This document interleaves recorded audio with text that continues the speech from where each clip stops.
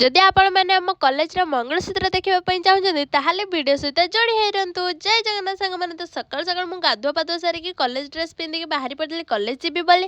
ଆଜି ମୁଁ ମୁଣ୍ଡଟାକୁ ଟିକେ ଧୋଇ ଦେଇଥିଲି, ତାପରେ ଯାଇକି ପହଞ୍ଚିଥିଲି କଲେଜରେ। କଲେଜରେ ଆଜି ବହୁତ ଛୁଆ ଆସିଛନ୍ତି କାରଣ ଆମକୁ ମିଳୁଛି ଆଜି ମଙ୍ଗଳସୂତ୍ର। ତାପରେ ମୁଁ ବି ମୋ ମଙ୍ଗଳସୂତ୍ର ଧରିକି ପିନ୍ଧିକି ପଳେଇ ଆସିଲି।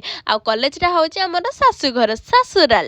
ତ ଏଠି ଦେଖିବ ତ ବହୁତ ସୁନ୍ଦର ଝିଅମାନେ ସଜସଜ୍ଜା ହେଇକି ଏଠି ବୁଲୁଛନ୍ତି କାରଣ ଆଜି ହେଲା ଆମ କଲେଜରେ ଗ୍ରୁପ୍ ଡ୍ୟାନ୍ସର କମ୍ପିଟିସନ୍ ହେଉଛି। ସେଦିନ ସିଙ୍ଗଲ ଡ୍ୟାନ୍ସର କମ୍ପିଟିସନ୍ ହେଇଥିଲା, ସେଇପାଇଁ ଆଜି ହେଲା ଗ୍ରୁପ୍ ଡ୍ୟାନ୍ସର କମ୍ପିଟିସନ୍ ହେଉଛି। ତ ଆପଣମାନେ କେଉଁମାନେ ଭାଗ ନେଉଛନ୍ତି କମେଣ୍ଟରେ ନିହାତି ଜଣାଇବେ। ତ ମୁଁ ତ ଭାଗ ନେଇନି କାରଣ ମୋ ଦେହ ବି ଟିକେ ଭଲ ନାହିଁ, ଆଉ ପ୍ରବଳ ମାତ୍ରାରେ ମୋତେ ଥଣ୍ଡା ହେଇଛି ଯେହେତୁ ମୁଁ ଆପଣମାନଙ୍କ ପାଇଁ ମିନି ବ୍ଲଗ୍ ବି ଏଡ଼ିଟ୍ କରିପାରୁନି। ମିନି ବ୍ଲଗ୍ ମୋର ହେଲା ମାନେ ଜମା ହେଇକି ଅଛି ଗ୍ୟାଲେରୀରେ, କିନ୍ତୁ ମୁଁ ଏଡ଼ିଟ୍ କରିବା ପାଇଁ ଟାଇମ୍ ପାଉନି କି ମୋ ଥଣ୍ଡାରେ ବି ମୁଁ ଭଏସ୍ ଓଭର୍ କରିପାରୁନି। ତ ସେଇପାଇଁ ସରି। ତ ଏପଟେ ଦେଖିଦେଇଥିଲି ମୁଁ, ତାପରେ ଆସିକି ପହଞ୍ଚାଇଥିଲି ଘରେ।